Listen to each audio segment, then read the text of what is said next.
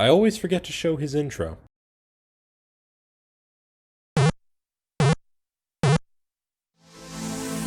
All we are is dust in the wind, dude.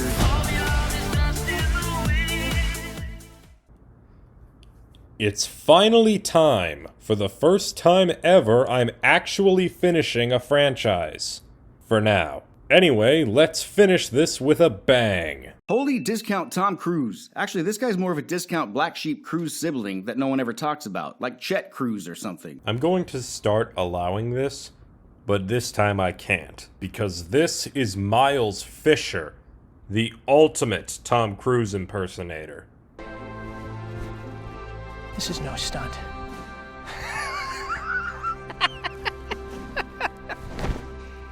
But if it were, I do all those for real. And singer.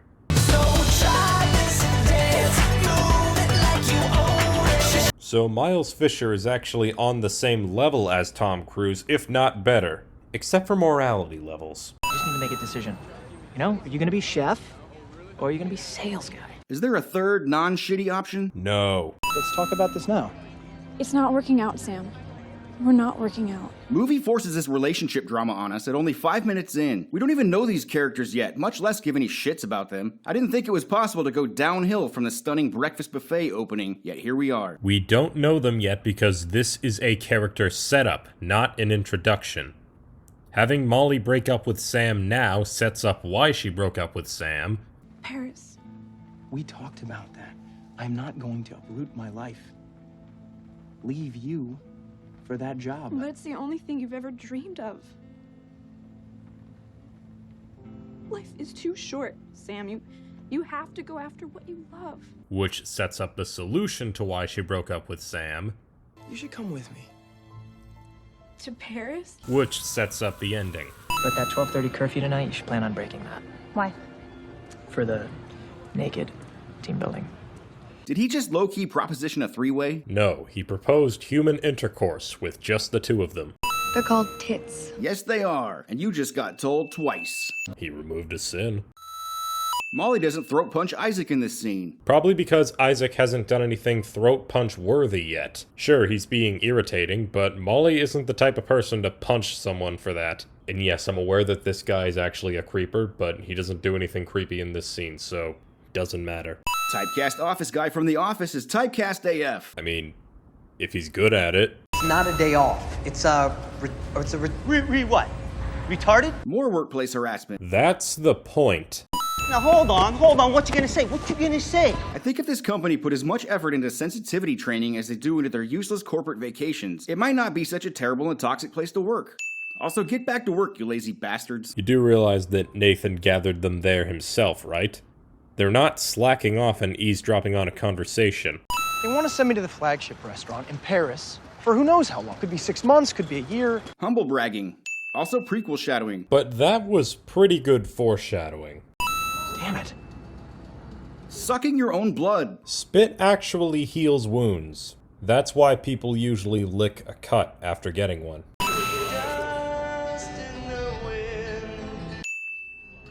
I don't know why you're sitting dust in the wind, but I'm going to assume that it's a similar reason as to the other times you sinned the Omen songs. Rocky Mountain High is played way more times in this movie than should ever have been allowed. Movie misses opportunity to use this actually good song as the theme for the kill scenes, instead using the uninspired song choice we'll hear later, much like the inclusion of the snore-inducing Rocky Mountain High in the first film. Sure, it might have thematic significance, but what difference does it make if the song sucks? There is someone walking behind you. The first of several times we hear this movie's slow, boring kill theme song. There's not even anyone walking behind anything in this scene. If they just wanted a something something behind you song lyric to be featured, there are many other songs they could have chosen that weren't this uninspired. The point of having a calm, or snore-inducing, song be a sign that death is present is to provide contrast to the situation. Similar to this,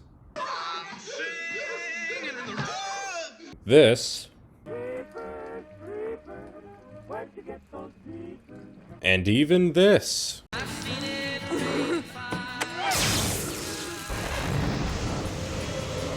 Something's wrong. I wasn't going to point out how much this guy looks like Nick, the idiot protagonist of FD4, until now, but do you have to act like him too? You're sensing the presence of something terrible about to happen. Can you try that one more time with feeling? Something's wrong.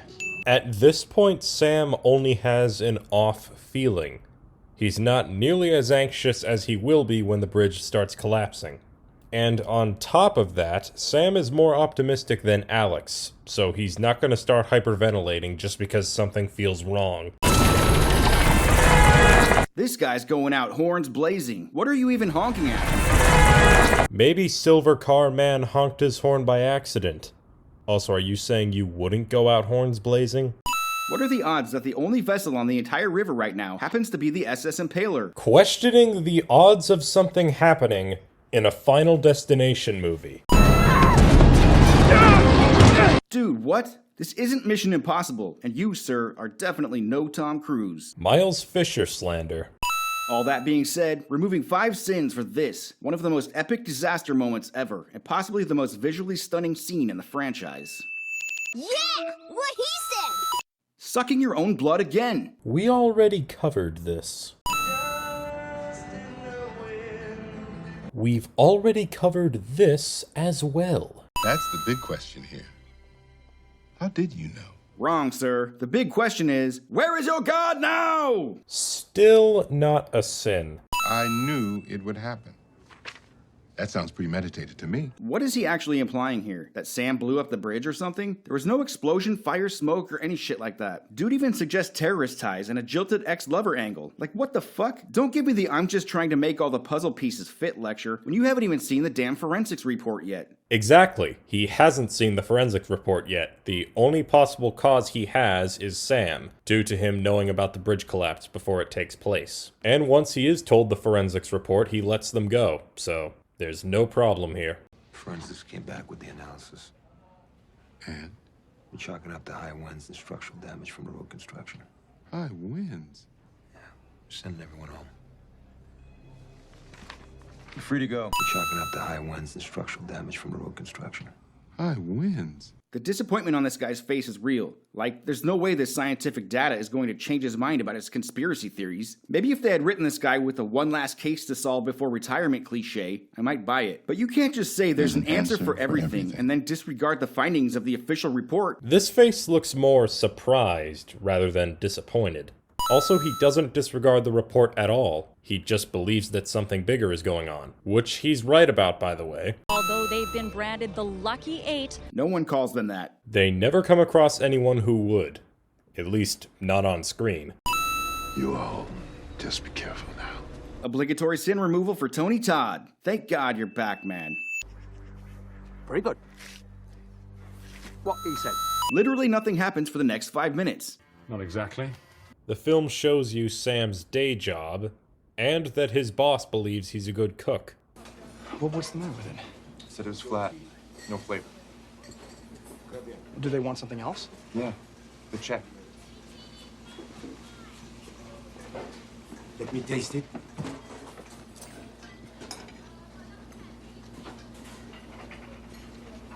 That customer is an asshole. The bourguignon is good. Which is why he's given the apprenticeship, which is what leads to his eventual death. You are the only thing I care about, Mom. Boring! Dude, this scene is essential to the movie. It establishes why Molly broke up with Sam. Paris. We talked about that. I'm not going to uproot my life. Leave you for that job. But it's the only thing you've ever dreamed of. Life is too short, Sam. You have to go after what you love. This is also the payoff to the scene you complained about earlier. Let's talk about this now. It's not working out, Sam. We're not working out. Movie forces this relationship drama on us at only 5 minutes in. We don't even know these characters yet, much less give any shits about them. I didn't think it was possible to go downhill from the stunning breakfast buffet opening, yet here we are. You have to go after what you love. Can somebody wake me up when the scene is over, please? What I said in the previous sin. Who knew that repairing an industrial HVAC system comes down to pressing a single button? He or some repair guy probably did something else before pushing the button. Kind of like how you turn on a light switch to see if the new bulb works. Nice work, dude. This guy's the best button pusher since that roller coaster guy in Final D3. How many repeated sins are in this video?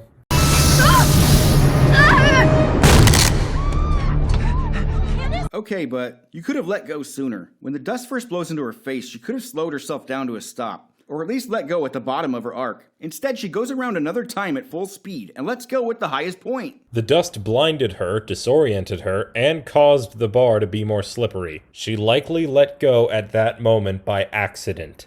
Also, if we slow down the clip, we can see that the dust doesn't go into her face until her final flip. So she does not intentionally do another flip after being blinded. I came as soon as I heard. I came as soon as I heard, cliché. Or just a common saying. Prick shadowing. But that was really good foreshadowing. Also sucking your own blood. What's wrong with you people? We're back to this again. So, who wants one? Day drinking. Also nice to see our factory foreman who works around heavy machinery all day, enjoying a nice liquid lunch. Considering we don't see the amount of alcohol he drinks, and he supervises people using the machinery rather than operating them himself, it's probably fine. Cheers. Cheers. Cheers. Let the naked team building begin. Yeah, Peter just freaked out about something. I don't know what. Snitch. He was told to do so by Agent Block. You told me to call if I saw anything odd. Fucking finally. Also, I love this shot. Yep. You're gonna have to start over. Start over with me. How many drinks have you had? Wow. I'm serious. Look, you were right. If I don't... Okay, either you played the laugh track too early, or you thought the "start over with me" line was supposed to be a joke. Who dies during a massage? Seriously. This chick might be good at cinema sins. This has never and will never be a sin. It's just that I've seen this before. This is one of those brilliant lines that completely changes meaning given the context that this is actually a prequel. He's not just referring to the events of these films, so just how many times has he seen this before? Has he been doing this forever? How did something this thought-provoking make its way into a Final D script? So you let death have somebody else in your place, and they take your place in death. Bloodworth's advice has always been questionable, and rarely seems to work, at least in the way he says it will. Is he a master troll taking sadistic pleasure in giving false hope to the survivors? Or is it under Death's command that Bloodworth leads them down a path that invariably ends with them creating the circumstances of their own demise? There's so much unexplored lore. God damn, can we get a Bloodworth spin-off series already? Very good. What he said. Oh, just for some of our younger patients. Paging Dr. Plushy. What? I feel like not enough recognition is ever given to what is truly the most disturbing thing in this movie, the eyelid spreader. Adding a sin for something you like. This evil bear. Agreed.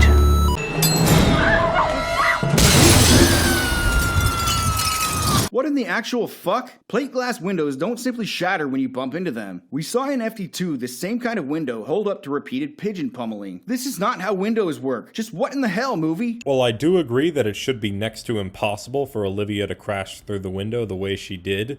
May I remind you that pigeons weigh a lot less than humans. I'm tempted to put a lame eye pun here, but I got nothing. Oh, brother, this guy stinks! What's with this giant wrench? This is a paper factory, right? They're not fixing Boeing 777s in here. The wrench could have just came with the toolkit. You're not seriously going to work, are you? Death is gonna come for me. I don't think it matters where I am. What a great protagonist. A guy who's totally indifferent and basically unaffected by the central conflict of the story. If the main character doesn't give a shit, then why should we? You cut out the bit where he explains his reasoning. Molly. Isaac died on a massage table. Death is gonna come for me. I don't think it matters where I am. Well, you have to do something. What, kill someone so I can live? No, of course not. We'll just have to figure something else out. I have figured it out. Something saved me on that bridge. Maybe it doesn't want me to die. Also, Sam isn't as paranoid as Alex. He's much more naive, making it more believable that he'd still go to work. Bro, this is the guy they chose for an elite apprenticeship? This guy, really? His cooking is good. What's the matter with it? Said it was flat.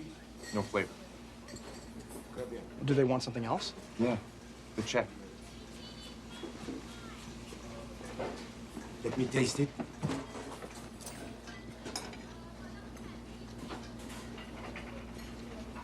That customer is an asshole. The bourguignon is good. The apprenticeship.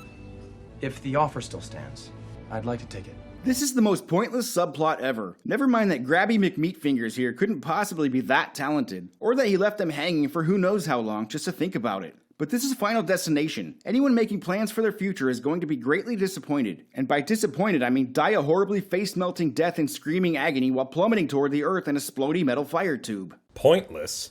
This subplot is Sam's dream, what motivates Molly to break up with Sam, and what leads to the ending.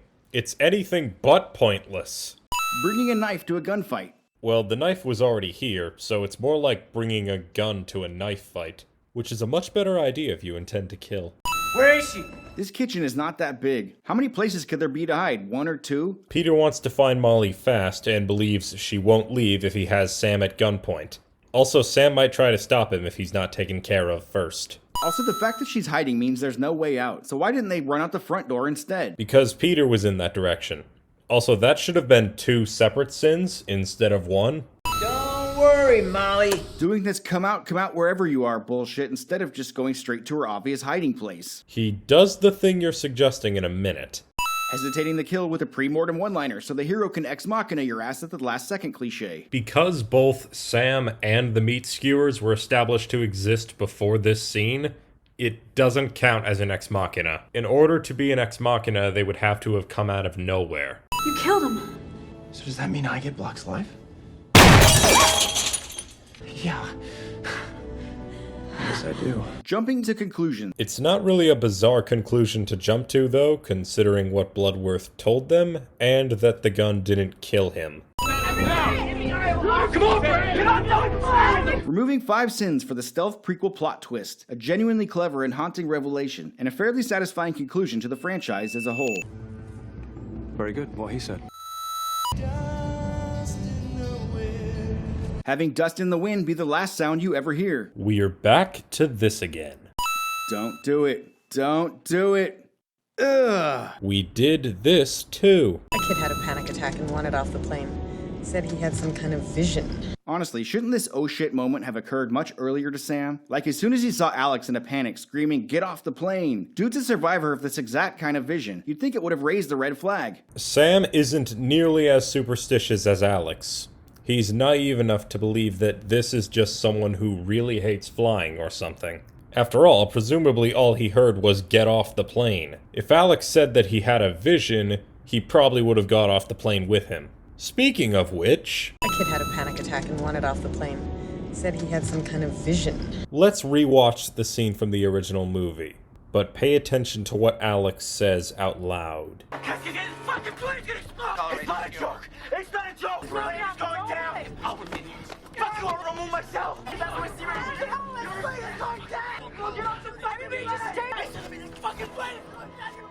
At no point during the commotion on the plane does Alex ever say that he had a vision. When he actually states that he had a vision, Flight 180 has already left the gate. So where is this flight attendant getting that information from? I love how Carter is still motioning Alex to come at him even though he's restrained. They said he'd be dead any day now.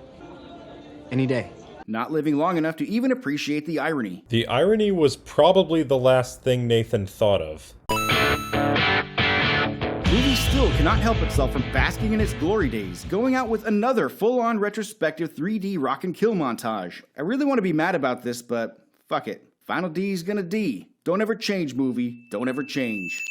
Yep.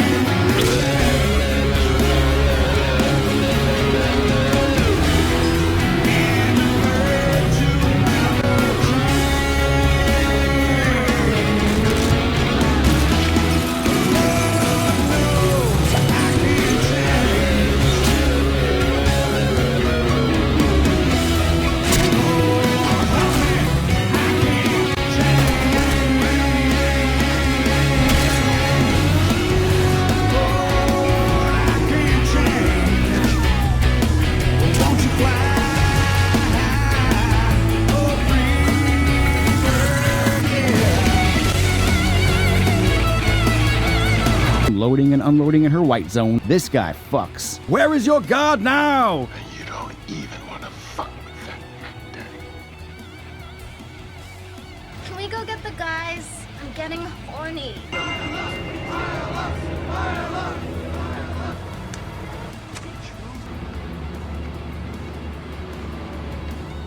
You ever hear of the ozone layer, asshole? Because when your number's up, right?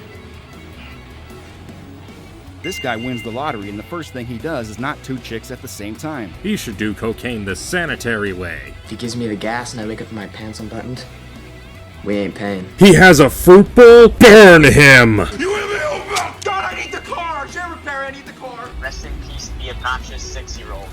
Secretly Urkel. Creep shotting before it was creepy. There's no crying on roller coasters. Mama, are those your Cheetos? I don't want to pay you. Where is your god now? SpongeBob lives underwater. It's so sad that you know that. I mean, there's nothing like up my ass or anything, right? Warning shot or kill shot? Okay, goodbye, birds. Oh no! I just heard OD on nail polish and like now I'm interested. What are you kids, stupid or something? Get out of here! We just lost a really hot MILF. I've been trying to kill myself all day. Move to the exit, remain calm, everything's gonna be okay. Where is your god now? Did you or didn't you? Did you or didn't you? Did you or didn't you?